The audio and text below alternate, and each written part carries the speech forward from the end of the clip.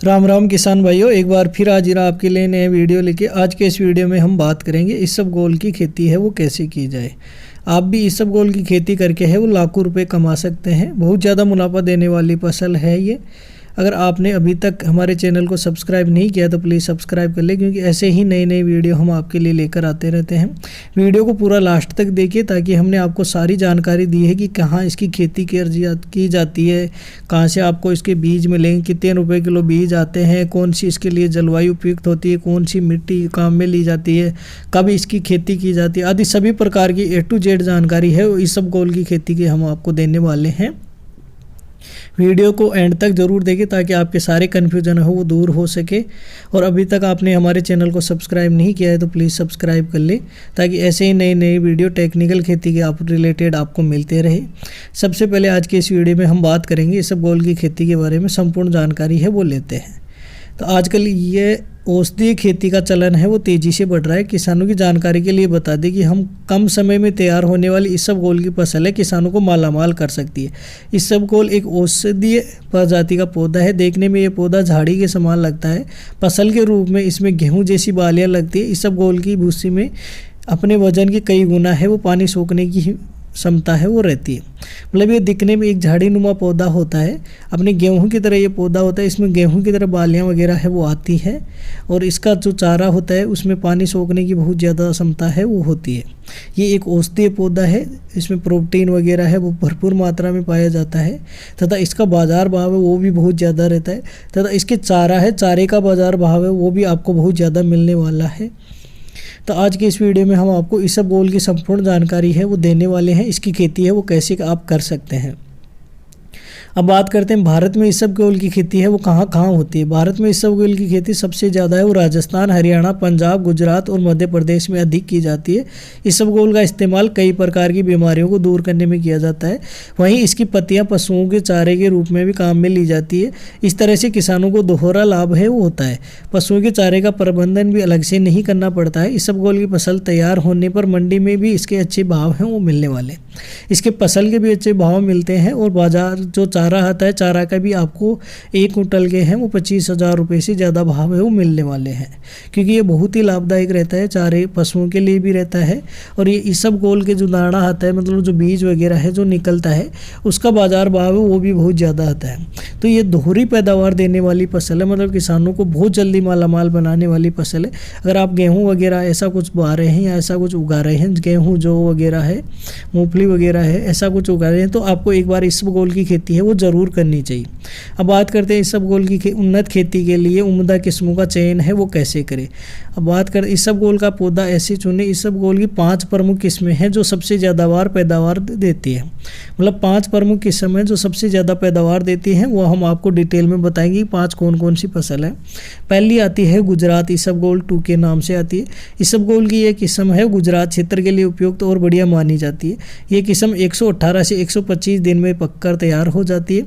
वहीं इसकी पैदावार प्रति एकड़ के हिसाब से 5 से 6 क्विंटल होती है। इसमें चारे की मात्रा है वो 28 से 30% तक वो पाई जाती है। मतलब इसमें चारा है वो भी काफ़ी मात्रा में पाई जाती है, और प्रति एकड़ में इसकी पैदावार है वो 5 से 6 कुंटल है वो भी प्रति एकड़ के हिसाब से होती है। मतलब ये गुजरात क्षेत्र की इलाका है उसके लिए बहुत ही अच्छा है। तो आप अगर गुजरात के रहने वाले हैं तो गुजरात में अगर इसबगोल की आप खेती करना चाहते हैं तो आपको खाद बीज भंडार की दुकान से गुजरात इसबगोल 2 के नाम से एक बीज आता है, वो बीज ला के आपको अपनी खेती के अंदर डालना है और उसी से आपको खेती करना है।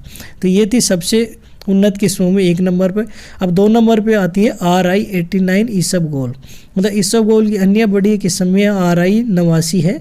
यह राजस्थान के शुष्क एवं अर्ध शुष्क क्षेत्रों के लिए विकसित की गई है। इसमें फसल तैयार होने की अवधि है वो 110 से 115 दिन का टाइम लगता है। मतलब ये 3 से 4 महीने के अंदर ये फसल है कंप्लीट तैयार हो जाती है। इसकी उपज क्षमता है वो 4.5 से 6.5 कुंटल प्रति एकड़ के हिसाब से होती है। मतलब इसकी उपज क्षमता भी बहुत अच्छी है, और ये किस्म रोगों और कीटों के आक्रमण से कम प्रभावित होती है। इसके साथ ही उच्च गुणवत्ता वाली भी होती है। मतलब इसमें किसी प्रकार की कीड़े वगैरह या रोग वगैरह लगने की क्षमता है वो भी ख़त्म हो जाती है। अब बात करते हैं तीसरा नंबर की है वो RI इसबगोल है। इसबगोल की RI1 है। किस्म भी राजस्थान में अधिक बोई जाती है। इस किस्म के पौधों की ऊंचाई है 29 सेंटीमीटर से 47 सेंटीमीटर होती है और ये किस्म भी 112 से 123 दिन के अंदर पककर तैयार हो जाती है। वहीं इसकी उपज क्षमता है वो 4.5 कुंटल से 8.5 कुंटल प्रति एकड़ तक होती है। मतलब इसकी जो पैदावार क्षमता है वो भी बहुत ज़्यादा 8.5 कुंटल ये प्रति एकड़ के हिसाब से हो जाती है और ये लगभग 3 से 4 महीने में ये भी पककर है वो कंप्लीट तैयार हो जाती है। इसके पौधा है उसकी ऊंचाई भी काफ़ी जाती है 47 सेंटीमीटर तक ये पौधा है ऊंचा होता है। अब 4 नंबर पे आता है जवाहर इसबगोल 4। इसबगोल की यह प्रजाति मध्य प्रदेश की जलवायु के लिए उपयुक्त मानी जाती है। अगर आप मध्य प्रदेश राज्य के रहने वाले हैं तो आपको ये जवाहर इसबगोल की खेती है वो करनी चाहिए। कृषि विशेषज्ञों के अनुसार इसका उत्पादन है 5 से 6 क्विंटल प्रति एकड़ है वो लिया जाता है। मतलब इसका पैदावार है वो भी अच्छी होती है, 5 से 6 कुंटल है प्रति एकड़ के हिसाब से इसकी पैदावार होती है। अगर आप मतलब मध्य प्रदेश राज्य के रहने वाले हैं तो आपको जवाहर इसबगोल है वो ही उगाना चाहिए। अब 5 नंबर पे आता है हरियाणा इसबगोल। हरियाणा क्षेत्र में इस किस्म की अधिक खेती की जाती है इसलिए इसे हरियाणा इसबगोल 5 किस्म के नाम से भी जाना जाता है। इसका उत्पादन है वो 4 से 5 कुंटल प्रति एकड़ के हिसाब से किया जाता है। मतलब इसकी पैदावार भी अच्छी होती है, 4 से 5 कुंटल है वो प्रति एकड़ के हिसाब से होती है। अगर आप हरियाणा राज्य के रहने वाले हैं तो आपको ये हरियाणा इसबगोल 5 नाम से एक बीज मिलेगा, खाद बीज भंडार की दुकान पर आपको मिल जाएगा, वहाँ से आपको लाना है और ये इस किस्म की खेती है वो आपको करनी है। अब बात करते हैं इसबगोल के लिए उपयुक्त जलवायु और मिट्टी है वो कैसी होती है। यहाँ किसानों की जानकारी के लिए हम बता दें कि इसकी खेती उष्ण जलवायु में भी आसानी से की जा सकती है। इसके पौधे को विकास करने के लिए भूमि का pH मान है वो सामान्य होना चाहिए। मतलब पूरे भारत में आप कहीं पे भी इसकी खेती है वो कर सकते हैं। इसबगोल की खेती के लिए बलुई दोमट मिट्टी उपजाऊ मानी जाती है, जिसमें जीवाश्म की मात्रा है वो अधिक होती है। आप भी अपनी ज़मीन का मिट्टी की है वो जाँच आप करवा सकते हैं। मिट्टी अपने खेत से थोड़ी सी इकट्ठी मिट्टी करके ले जाके आप मित्र वाले देखिए, मित्र वाले भी आजकल मिट्टी की जांच है वो करने लग गए, तो आप अपनी मिट्टी की जांच है वहाँ से आप करवा सकते हैं। बल्कि ये भारत में आप कहीं पे भी उगाओ, यह खेती पूरे भारत में कहीं पे भी हो सकती है। अब बात करते हैं इसबगोल की बुआई का समय क्या सही समय है वो क्या होता है। इसबगोल की खेती के लिए किसानों को सही समय का ज्ञान होना बहुत ही ज़रूरी है। बता दें कि इसबगोल की बुआई अक्टूबर से नवंबर माह के बीच की जाती है। इसके बीजों की बुआई है कतार में की जाती है। इनकी कतार से कतार की दूरी है 25 सेंटीमीटर होना जरूरी है और बीज को करीब 3 ग्राम थाइरम प्रति किलोग्राम के हिसाब से उपचारित कर ले। मतलब बीज को लेके आप 3 ग्राम थाइरम प्रति, मतलब 1 किलो के अंदर 3 ग्राम थाइरम मिला के आपको बीज को उपचारित है वो कर लेना चाहिए। फिर इसमें आपको थोड़ी सी मिट्टी मिला लेनी है। इसके बाद इसकी बुआई है वो करनी चाहिए। मतलब आप कल्टीवेटर के द्वारा है वो भी आप इसकी बुआई है वो कर सकते हैं।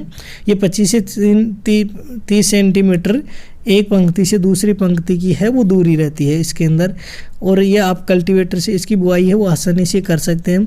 बुआई करने से पहले आपको इसको बीज का उपचारित है वो अच्छे से कर लेना है। इसमें थोड़ी मिट्टी मिलानी है और 3 ग्राम थाइरम प्रति 1 किलो बीज के आपको मिला के इसको उपचार कर लेना है। अब बात करते हैं इसबगोल की खेती की वैज्ञानिक तकनीकी क्या क्या है।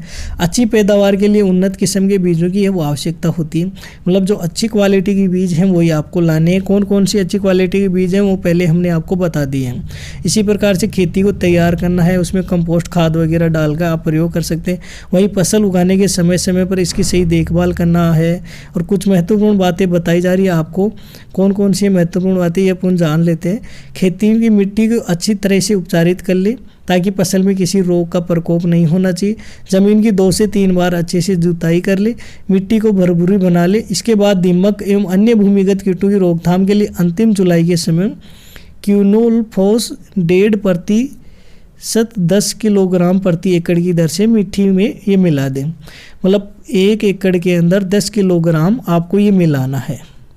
क्यूनोल्फोस ये आपको खाद बीज भंडार की दुकान पे मिल जाएगा।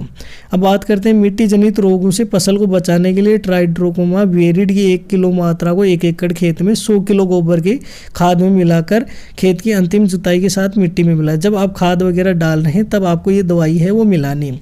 अब रोग के प्रकोप से फसल को बचाने के लिए बीजोपचार करते समय मेटालॉक्सिन 35%, एसिड 5 ग्राम प्रति किलो बीज दर से उपचारित कर ले। अच्छी उपज के लिए इसबगोल की बुआई है वो नवंबर के प्रथम महीने में ही आपको करना, मतलब पहले वीक में ही आपको इसकी खेती है वो करनी है। अब बात करते हैं इसबगोल की खेती में रोग और कीटों से बचाव वो कैसे किया जा सकता है। इसबगोल को तुलसीता नामक रोग से बचाने के लिए फसल की कम से कम 30 सेमी दूरी पर बुआई करनी चाहिए।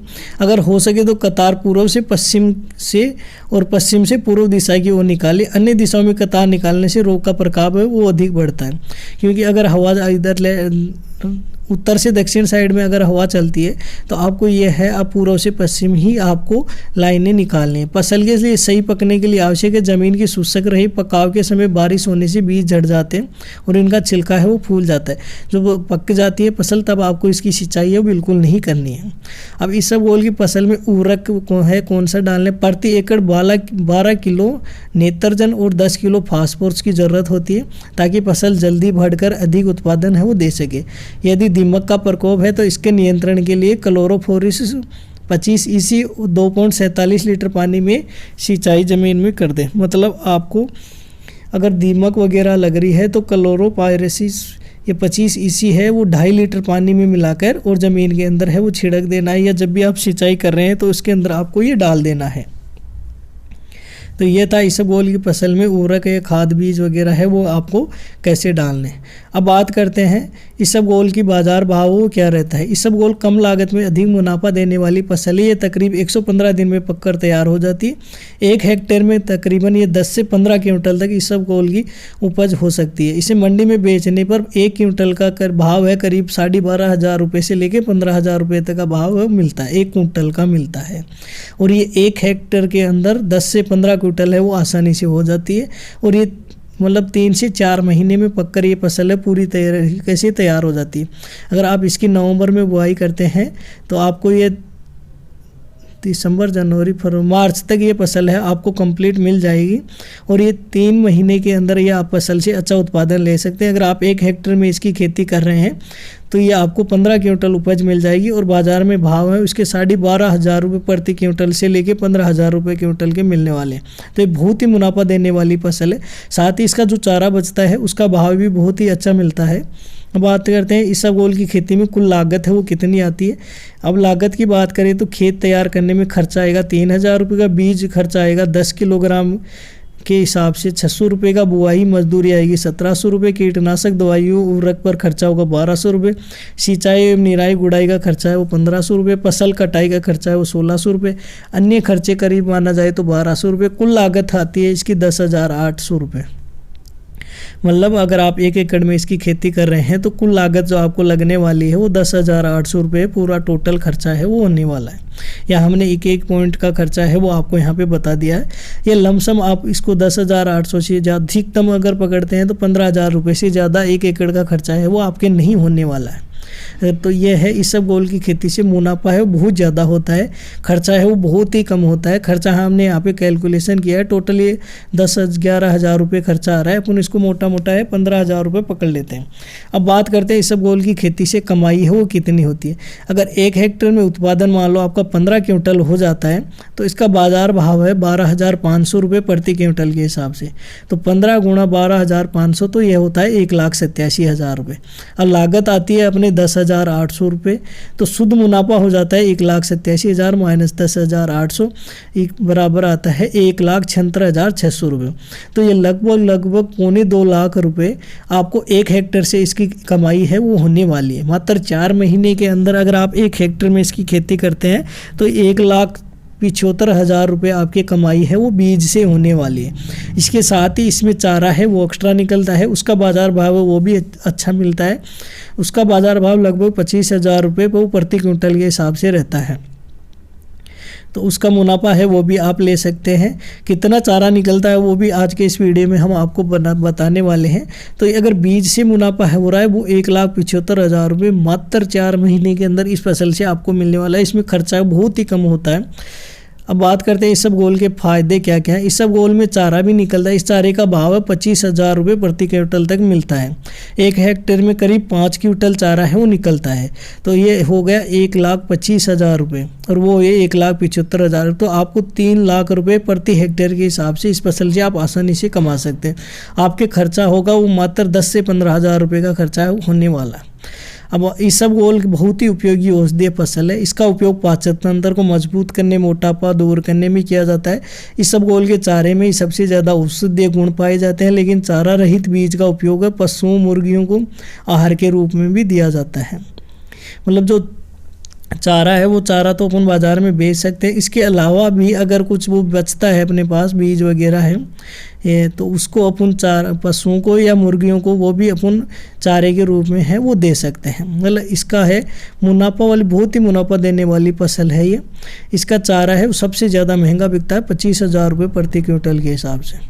तो ये था इसबगोल पर कंप्लीट वीडियो, जिसमें हमने आपको सभी प्रकार की जानकारी है वो दे दी है। इसकी खेती कैसे करना है, कौन सी जलवायु में होती है, कब इसकी बुआई होती है, कब इसकी कटाई होती है, कितने दिन में ये फसल तैयार होती है, इसको करने में कितना खर्चा आता है, कि बाज़ार भाव क्या रहता है, इसके चारे का बाज़ार भाव क्या रहता है, इसका मुनाफा है वो कितना होता है, और इसमें लागत कितनी आती है, कब इसकी सिंचाई की जाती है, कौन सी दवाई इसमें डाली जाती है, ज़मीन कैसे तैयार किया जाता है, इसकी बुआई है वो कैसे की जाती है, आदि सभी प्रकार की A to Z जानकारी इसबगोल की खेती से रिलेटेड आज के इस वीडियो में हमने आपको दे दी है।